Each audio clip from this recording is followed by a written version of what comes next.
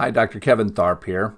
I'd like you to come on a little journey with me. What we're going to do is we're going to start trying to get into a deeper, more relevant understanding of technology and information and communication technologies to try and understand really sort of the big picture of how did we get to the point where we're even talking about these sort of things.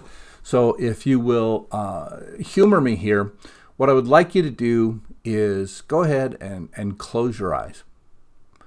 And while your eyes are closed, I want you to think about some experience that you've had, whether it be something you've seen, something you've smelled, something you've tasted, touching something, anything that was a use of input into your brain.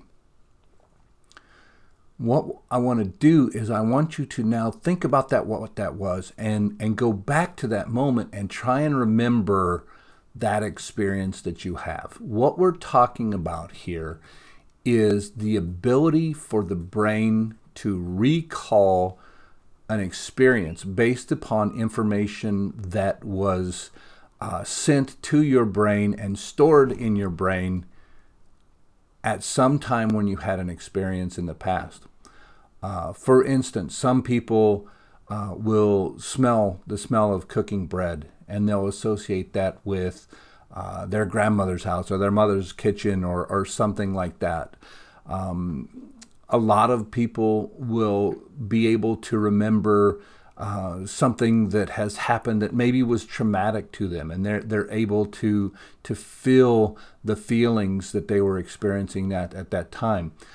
Personally, my first memory is when I was a child. I was in Lubbock, Texas, when an F5 tornado came through, and I remember being woke up and my mother picked me up out of my bed and rushed us to a tornado shelter. And I remember the sights and the sounds and the smell of sitting down in that basement as a tornado came over and wiped out the city that we lived in. I really had no understanding of what was going on, but the input from all of my senses, seeing how people around me were reacting, created what has become essentially a video in my head that I'm able to regain access to. I don't see it in my eyes, I don't smell it in my nose, but I'm able to recall the sights, the sounds, the tension that was in that room.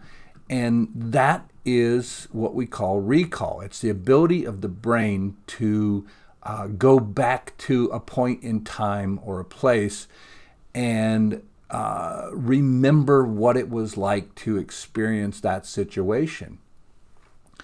And the reason I'm having you think about this is because that is at the core of everything that we talk about when we're talking about information and communication technologies.